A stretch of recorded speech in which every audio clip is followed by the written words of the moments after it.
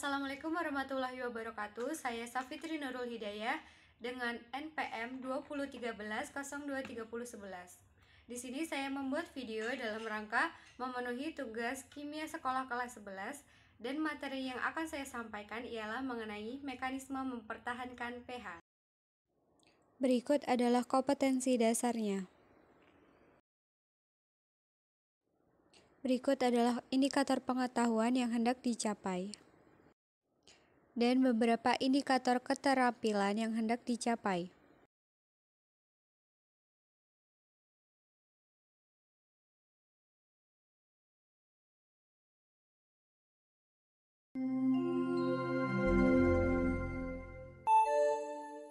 Saatnya jam pertama dimulai.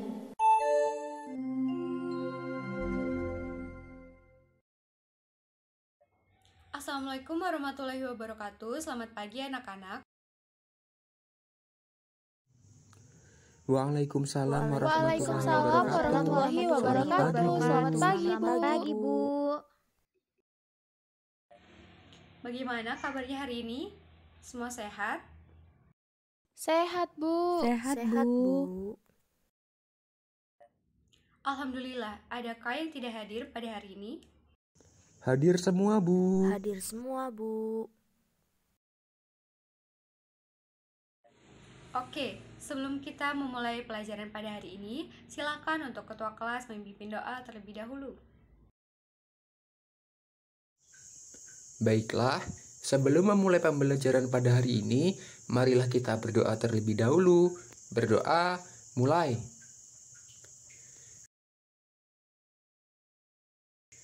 Berdoa, selesai. Baik anak-anak, hari ini kita akan melanjutkan materi mengenai mekanisme mempertahankan harga pH pada larutan penyangga. Anak-anak sudah baca bukunya belum? Sudah pasti ya, semoga. Adakah yang bisa memberikan contoh dari larutan penyangga asam dan basa? Untuk yang bisa menjawab pertanyaan akan Ibu beri poin tambahan. Saya, Bu.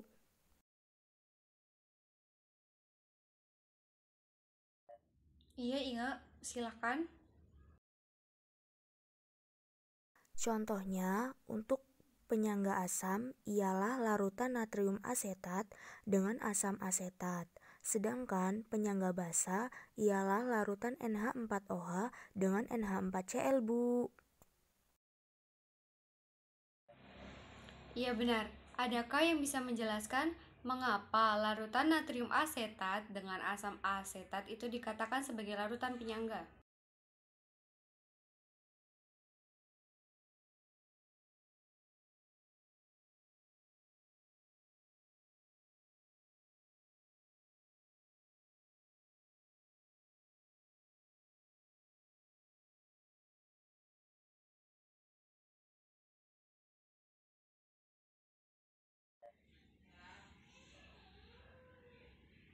Oke, Ibu jelaskan ya. Larutan penyangga adalah larutan yang dapat mempertahankan harga pH meskipun ditambah dengan sedikit asam, sedikit basa, maupun sedikit air atau pengenceran. Sekarang coba kalian perhatikan nilai pH pada data yang Ibu tampilkan.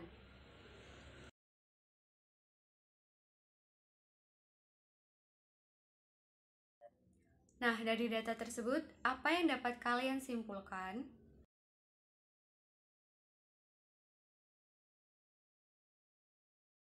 Saya, Bu. Silakan Bella.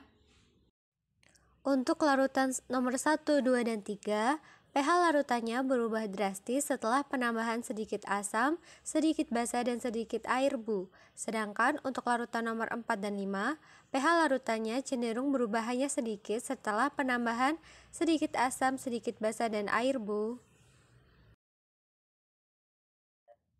Baik, terima kasih Bella atas jawabannya. Coba, adakah yang bisa menuliskan reaksi ionisasi yang terjadi dalam larutan natrium asetat dengan asam asetat tersebut? Saya, Bu. Baik, silakan Yulia. Reaksi ionisasi yang terjadi ialah sebagai berikut. Reaksi 1.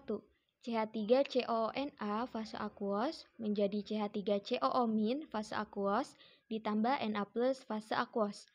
Reaksi 2. CH3COOH fase aquos, reaksi bolak-balik CH3COO- fase aquos ditambah H+ fase aquos. Ya, benar sekali. Perhatikan, pada reaksi ionisasi natrium asetat adalah reaksi satu arah, sedangkan reaksi ionisasi pada asam asetat adalah reaksi dua arah atau berkesetimbangan. Dari reaksi ionisasi tersebut, ada zat apa aja? Ada yang bisa menyebutkan? Saya ingin mencoba menjawab, Bu.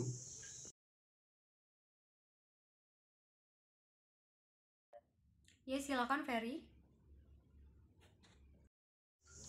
Dalam sistem penyangga yang berisi natrium asetat dan asam asetat, di dalam larutan terdapat asam lemah CH3COOH, ion H positif hasil ionisasi dari CH3COOH, basa konjugasi CH3COO negatif yang berasal dari ionisasi CH3COOH dan CH3COONA, dan ada juga ion Na positif, Bu.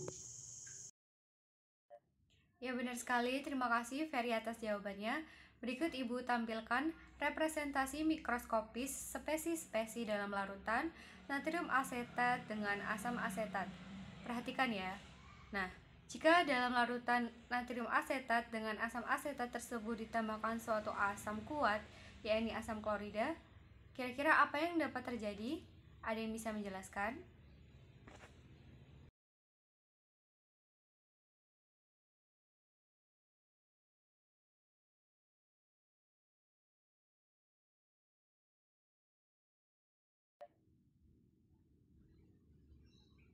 Oke, Ibu jelaskan ya.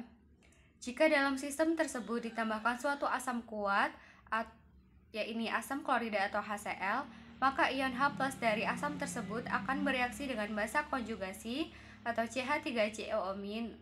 Reaksi yang terjadi adalah sebagai berikut. Ion CH3COO- dalam fase aquos bereaksi dengan ion H+ dalam fase aquos, kemudian bereaksi bolak-balik atau berkesetimbangan membentuk CH3COOH dalam fase aquos, sehingga jumlah CH3COOH dalam sistem itu bertambah. Namun perhatikan, tidak semua ion H+ tersebut bereaksi karena sudah ada CH3COOH dalam sistem tersebut, di mana CH3COOH itu bereaksi berkesetimbangan. Akibatnya, jumlah ion H+ tetap bertambah namun tidak banyak, dan basa konjugasi CH3COO- menjadi berkurang karena ikut bereaksi dengan ion H+ dari HCl, membentuk CH3COOH. Pengaruh bertambahnya ion H+ dan berkurangnya ion CH3COO- terhadap nilai pH itu sangat kecil, bahkan relatif tetap. Oleh karenanya, dapat dikatakan bahwa sistem itu dapat mempertahankan harga pH. Baik, sampai sini. Apakah anak-anak sudah paham? Belum terlalu, Bu. Belum terlalu, Bu. Nah, agar lebih paham, coba kita lihat bagaimana pengaruhnya jika dalam larutan natrium asetat dengan asam asetat itu ditambahkan sedikit basa kuat, yakni natrium hidroksida atau NaOH. Adakah yang bisa bantu Ibu untuk menjelaskan? Saya ingin mencobanya, Bu. Ya, silakan Om Satun. Apabila ke dalam sistem ditambahkan basa kuat, yakni NaOH, maka ion OH- dari basa tersebut akan bereaksi dengan ion H+ dari ionisasi CH3COOH. Reaksi yang terjadi ialah CH3COOH fase aquos ditambah OH- fase aquos, reaksi bolak-balik menjadi CH3COO- fase aquos ditambah H2O fase liquid. Kemudian mengenai pergeseran kesetimbangan, saya masih kurang paham, Bu. Terima kasih Om Satun. Nah, jadi benar ya anak-anak, ion OH- dari natrium hidroksida atau NaOH tersebut itu akan bereaksi dengan ion H+ dari ionisasi CH3COOH. Kemudian berkurangnya jumlah ion H+ yang ada pada sistem itu akan mengakibatkan reaksi ionisasi dari asam yakni CH3COOH dalam fase aqueous bereaksi bolak-balik atau berkesetimbangan membentuk CH3COO- dalam fase aqueous dan ion H+ dalam fase aqueous. Reaksi tersebut itu menjadi bergeser ke kanan dan menyebabkan jumlah basa konjugasi CH3COO- itu menjadi bertambah. Demikian pula dengan jumlah ion H+. Nah, akan tetapi pergeseran ke kanan tersebut itu tidak akan maksimal karena di dalam sistem itu sudah terdapat banyak ion CH3COO-. Bertambahnya ion H+ akibat pergeseran kesetimbangan ini tidak bisa menggantikan semua ion H+ yang berkurang karena bereaksi dengan ion CH3COO-. Oleh karenanya, perubahan yang terjadi itu tidak terlalu berpengaruh kepada nilai pH, sehingga sistem itu dapat mempertahankan harga pH. Bagaimana anak-anak? Apakah bisa difahami? Bisa, Bu. Nah, sekarang kita coba lihat bagaimana mekanisme larutan penyangga jika ditambahkan sedikit air ataupun dilakukan pengenceran. Kira-kira apa ya yang akan terjadi? Jika dalam larutan penyangga asam tersebut ditambahkan sedikit air, maka volume larutannya akan semakin besar, Bu. Pengenceran dengan H2O atau air itu berarti memperbesar jumlah ion H+ dan basa konjugasi dari ionisasi asam lemah. Reaksi yang terjadi adalah ion CH3COO- dalam fase aqueous bereaksi dengan air dalam fase cair, kemudian bereaksi bolak-balik atau berkesetimbangan membentuk CH3COOH dalam fase aqueous dan ion OH- dalam fase aqueous. Tetapi perhatikan, penambahan konsentrasi ion H+ ini tidak berarti karena diikuti juga dengan bertambahnya volume larutan, sehingga tidak mempengaruhi harga pH larutan. Nah, jadi itu adalah mekanisme dari larutan penyangga asam dalam mempertahankan harga pH-nya jika ditambahkan sedikit asam, sedikit basa, maupun dilakukan pengenceran. Sekarang Ibu minta kalian untuk menjelaskan mekanisme dari larutan penyangga basa dalam mempertahankan harga pH-nya ya. Nah, silakan kalian untuk duduk sesuai kelompok lalu berdiskusi. Ibu beri waktu selama 30 menit. Silakan tulis dalam kertas folio. Baik, sekarang Ibu minta perwakilan dari kelompok 1 untuk maju dan menjelaskan mekanisme larutan penyangga basa jika ditambahkan sedikit asam. Kemudian dilanjutkan dengan kelompok 2 menjelaskan mekanisme larutan penyangga basa jika ditambahkan sedikit basa. Dan kemudian yang terakhir untuk kelompok 3 menjelaskan mekanisme larutan penyangga basa jika ditambahkan sedikit air. Reaksi ionisasi yang terjadi dalam larutan ialah reaksi 1, NH4Cl dalam fase aqueous menjadi NH4 positif dalam fase aqueous ditambah Cl negatif dalam fase aqueous. Kemudian reaksi 2 yaitu NH4OH dalam fase aqueous bereaksi kesetimbangan dengan NH4 positif dalam fase aqueous ditambah OH negatif dalam fase aqueous. Jika dalam sistem ditambahkan sedikit asam kuat yakni HCl, maka ion H+ dari asam tersebut akan bereaksi dengan ion OH negatif dari ionisasi NH4OH. Reaksi kesetimbangan yang terjadi ialah NH4OH dalam fase aqueous ditambah H+ dalam fase aqueous menjadi NH4 positif dalam fase aqueous ditambah H2O dalam fase liquid. Akibatnya ion OH negatif menjadi berkurang dan reaksi 2 menjadi bergeser ke kanan, sehingga menghasilkan ion OH negatif dari ionisasi ini. Akan tetapi pergeseran ke kanan tersebut tidak terjadi terus-menerus karena tertahan oleh ion NH4 positif yang sudah ada pada sistem sebelumnya dari reaksi 1. Pengaruh bertambahnya ion H positif dan berkurangnya ion OH negatif terhadap nilai pH sangat kecil, bahkan relatif tetap. Oleh karenanya, dapat dikatakan bahwa sistem dapat mempertahankan harga pH. Oke, kita lanjut dulu untuk Perwakilan kelompok 2 silahkan. Apabila ke dalam sistem ditambahkan basa kuat, yakni NaOH, maka ion OH negatif dari basa tersebut akan bereaksi dengan ion NH4 positif menjadi NH4OH. Reaksi yang terjadi ialah NH4 positif dalam fase akuos ditambah OH negatif dalam fase akuos menjadi reaksi berkesetimbangan NH4OH dalam fase akuos. Akibatnya, ion NH4 positif dalam sistem menjadi berkurang. Oleh karenanya berkurangnya jumlah ion NH4 positif yang ada pada sistem akan mengakibatkan reaksi ionisasi dari basa. NH4OH menjadi reaksi berkesetimbangan NH4 positif dalam fase akuos ditambah OH negatif dalam fase akuos. Menjadi bergeser ke kanan dan menyebabkan jumlah asam konjugasi NH4 positif menjadi bertambah. Demikian pula jumlah ion OH negatif.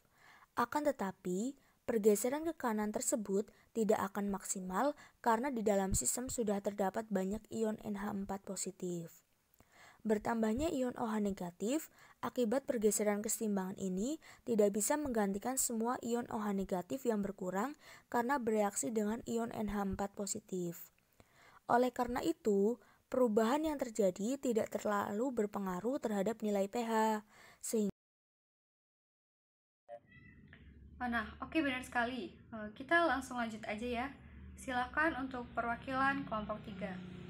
Pengenceran dengan H2O pada larutan penyangga basa berarti memperbesar jumlah ion OH- dan asam konjugasi dari ionisasi basa lemah. Reaksi yang terjadi ialah sebagai berikut. NH4 plus fase aquos ditambah H2O fase liquid, reaksi bolak-balik menjadi NH4OH fase aquos ditambah H plus fase aquos. Tetapi, penambahan jumlah konsentrasi OH- tidak berarti karena adanya penambahan volume larutan, sehingga tidak mempengaruhi harga pH pada larutan penyangga tersebut. Sekian Ibu dari kelompok 3. Baik anak-anak, benar apa yang disampaikan oleh kelompok 1, kelompok 2, dan kelompok 3. Suatu larutan ketika ditambahkan asam itu akan cenderung mengalami penurunan pH karena konsentrasi H plusnya itu diperbesar. Sebaliknya, jika ditambahkan basa, pH-nya itu akan cenderung naik karena konsentrasi OH- itu meningkat. Jika suatu larutan asam atau basa ditambah air, maka pH larutan tersebut itu akan berubah karena konsentrasi asam atau basanya itu mengecil. Namun, pada larutan penyangga itu berbeda. Larutan penyangga mengandung zat terlarut yang bersifat sebagai penyangga. Adanya asam lemah dan basa konjugasi dan basa lemah dan asam konjugasinya inilah yang dapat menetralkan jika ditambahkan suatu asam ataupun basa kuat pada larutan tersebut, sehingga sistem itu dapat mempertahankan harga pH. Sampai di sini dulu ya pertemuan pada hari ini mengenai pembahasan mekanisme mempertahankan harga pH pada larutan penyangga. Jika anak-anak masih belum paham, silakan baca ulang materi pada hari ini ataupun bisa bertanya kepada Ibu secara langsung di pertemuan selanjutnya. Nah, sebelum ditutup, Ibu minta untuk semua siswa menuliskan kembali apa itu mekanisme dari larutan penyangga asam dan basa jika ditambahkan sedikit asam, sedikit basa, dan sedikit air ya. Ibu tunggu sampai hari Rabu. Silakan kalian kumpulkan di meja Ibu. Oke, Ibu akhiri ya pertemuan pada hari ini. Wassalamualaikum warahmatullahi wabarakatuh. Waalaikumsalam warahmatullahi wabarakatuh. Terima kasih Ibu. Waalaikumsalam warahmatullahi wabarakatuh. Terima kasih Ibu.